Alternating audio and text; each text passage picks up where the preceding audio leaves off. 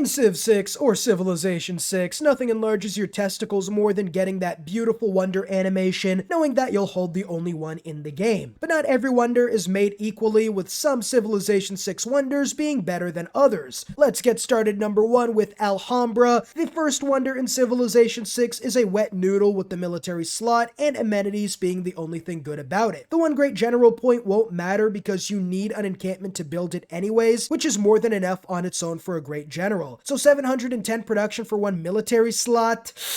C tier. The second wonder, we have a homage to Yu-Gi-Oh! With Amundson Scott, as building it is like activating a trap card on yourself. You need to build it in the worst possible location somehow, and unless you get a snow city to build a 1,600 production wonder in a reasonable amount of time before science becomes useless, I guess, it's just going to be a waste. But it is powerful if you can build it quick enough. I'll put it in the C tier. The next wonder is Angkor Wat. I've no idea how you get one population in each city with Angkor Wat. This Civilization 6 logic eludes me. Maybe people get horny after seeing this wonder for long enough? I don't know, but the one population and housing in each city is actually really good and can give you up to 20 population in some games. I'll give it a B tier overall. The Apadana is our first truly good wonder. 2 great work slots and 2 envoys for each wonder built, including the Apadana. The catch is it's a classical era wonder and needs to be adjacent to the capital. But in certain wonder building games, this can be fantastic. It's an S tier world wonder in culture games. In Civilization 6 overall, it's an A tier wonder. Big Ben is next. It gives 3 great merchant points and 1 economic slot while increasing your gold by 50%, almost reaching the levels of inflation gas prices have went through this year. The econ slot is worth it, being the best slot in the game, and extra gold and great merchant points is solid. Overall, A tier. The Biosphere in Civilization 6 gives 1 appeal to adjacent marshes and rainforests while giving 200% power for renewables while providing tourism equal to their power. Makes sense considering how rare clean energy is in our world, but I've never heard anyone actually say, "Martha, bring the kids, France has 50% off on the windmill farm for tourists." Overall, it's a great wonder though, A tier. Bolshoi Theatre gives 2 great writer and great musician points with just 1 slot for each. Not very good, but the 2 free civics makes things a lot better. I'll give it a B tier only because great work slots are valuable, but the 2 great civics push it up to the B tier. Broadway is next, the better Bolshoi with now 3 great writer and great musician points and an extra great musician slot. With 20% culture replacing the 2 free civics, it gets an A tier, a top tier wonder for culture victory. With Casa De Contraction, if you put a gun to my head and give me 100 chances to pronounce this wonder correct, I'll spend those 100 chances begging my kidnapper to tell my family I love them. Aside from that, it gives 3 great merchant points, 3 governor titles, and a 15% boost to gold, faith, and production on cities with the governor that aren't on your continent. It gets a B tier because it is way too specific to be used consistently, and in some games it's not going to be as valuable as you would think. Chichen Itza is next, giving culture and production to rainforests. Not really valuable in Civilization 6 unless you're Brazil, because everything should be chopped anyway, so C tier. Colosseum gives you 2 culture and 2 amenities to all cities within 6 tiles. Depends on how many cities you can get within those 6 tiles, but since it's easy to build almost anywhere needing to be on flat land adjacent to an entertainment complex, I'm gonna go ahead and give it an A tier. The Colossus gives 3 gold and 1 great admiral point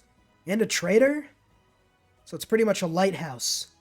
D tier. Cristo Redentor, T-posing on everyone, gives you 4 culture, double tourism from seaside resorts, and allows you to reject the Enlightenment like girls reject every non-Civ lifer subscriber. Absolute S tier for sure. The Eiffel Tower is next, giving 2 appeal to all tiles in your civilization, which works amazing with Cristo, but I'm gonna give it a B tier overall because it's only really useful for culture games, and even then it needs Cristo to unlock its full potential in Civilization 6. Estadio De Maracana is like if the Colosseum was a Civ Lifer subscriber with 6 culture and 2 amenities to every city. S tier. Side note, if you want to look like this guy, then leave a like and subscribe to also not miss out on future content, including a future video next week where I switch the Civ I'm playing as every 10 turns. It's gonna be great. Etemenanki is next, giving you 2 science and production for all marsh tiles and 1 science and production to all floodplains in the city, with another 2 science as a topping. In the ancient era, after taking a minute to change my soiled panties, it's gonna go at the top of the S tier. Forbidden City is next, giving you 5 culture and 1 wildcard slot.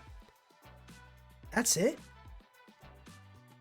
I guess I have nowhere else to put it but the S tier, because that shit's absolutely disgusting. Who would have thought giving a wildcard slot to a world wonder would have been actually a good idea? Golden Gate Bridge is next, giving you 3 amenities and 4 appeal to all city tiles, doubles the national park tourism for the city, and acts as a land bridge between 2 tiles. It's too specific, almost impossible to build, and absolutely useless. It gets a D tier overall, above the Colossus because it's better than a glorified district. The Great Bath gives you 3 housing, 1 amenity, and acts as a dam, but reduces food and production gains from floods, but it also gives 1 faith for each flood that happens. Very specific, but can be good, so B tier, but it's an absolute S tier wonder if you're doing the natural disaster scenario with the soothsayers. The Great Library is next, giving 2 science, 1 great scientist point, 2 great writing slots, and boosts to all classical era texts, with another boost each time someone gets a great scientist. Great wonder, but the classical era boosts don't really matter unless your science numbers are that low and you're still researching classical era texts. Gets a B tier overall. Next up, we got the Great Lighthouse, 3 gold and 1 movement for all naval units. It gets a C tier because I'm feeling nice today. The Great Zimbabwe gives 5 gold, 2 great merchant points, 1 trade route capacity, and traders get 2 gold for each bonus resource in the city. It's solid and can be great depending on how many bonus resources you have, but for the average game, I'll give it a B tier. Hagia Sophia gives you 4 faith and an extra spread for missionaries and apostles. It's pretty simple and a great religious wonder in Civilization 6 because it gives you a free apostle for every 3 you buy, pretty much, which is great. So overall, I am going to go ahead and give it the A tier. Hanging Gardens is next with a 15% increased growth in all cities and 2 housing. Decent, but in the ancient era, you might not want it, honestly, since it doesn't give anything immediately worth salivating over. So overall, B tier. Hermitage gives 3 great artist points and 4 art slots. For a culture wonder, this is absolutely A tier. All those great artist slots give you a massive boost in tourism. Huey Teocalli,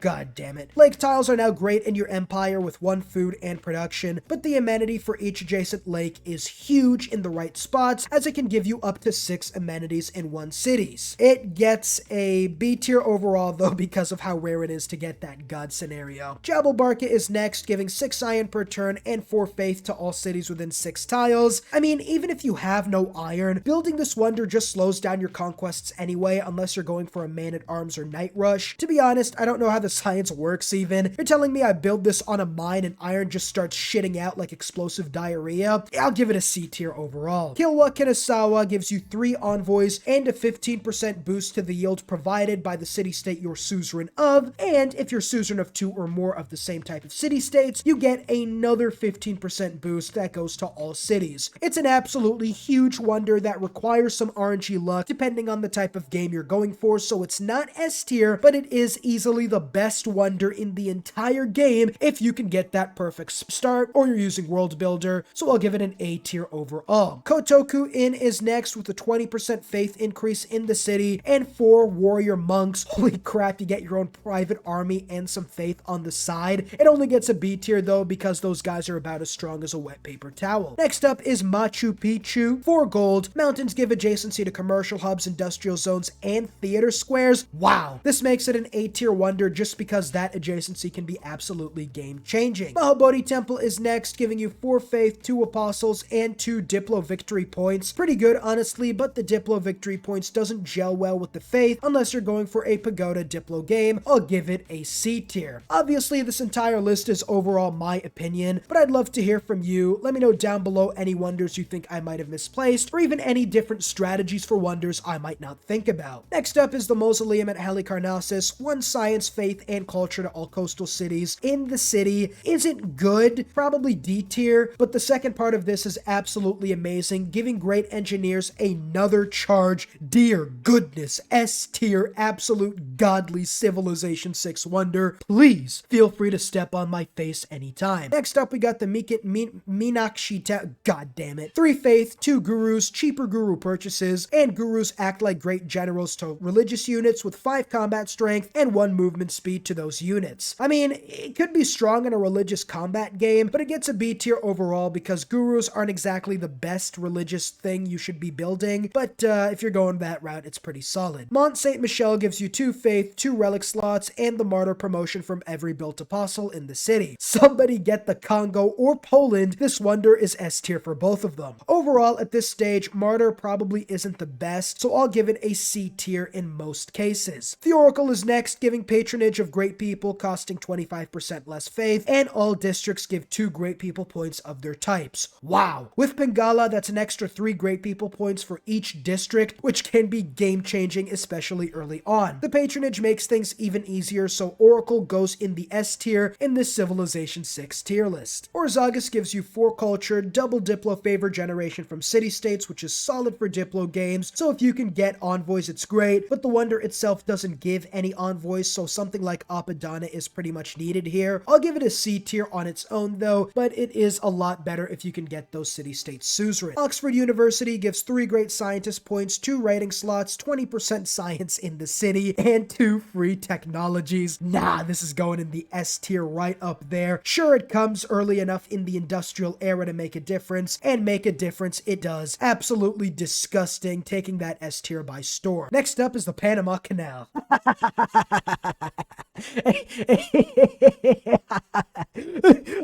Oh my god, it's F tier, bro. Don't even try to build that wonder. Next up is the Petra, giving you desert tiles in the cities, 2 food, 2 gold, and 1 production, which depending on the desert hills or unique tile improvements, it can be amazing, but it only makes the city barely livable otherwise. So I'll give it an A tier because it can only be built in specific situations and can only be great in even specificer situations. Potala Palace is next, giving you 2 culture, 3 faith, 1 Diplo slot, and 1 Diplo victory point. Like Alhambra and Big Ben, the slot is great, the victory point is negligible, so it gets a C tier overall. The Pyramids is next, giving you 2 culture, a free builder, and 1 charge for all other builders you build in your empire. I'll put the Pyramids in the A tier because you can get it early on. It's going to be absolutely amazing. S tier with China or Montezuma though. Warning, everyone prepare a new change of clothes because you're about to get absolutely wet. 20% production in the city with an extra 1 for each mine or quarry. Yup,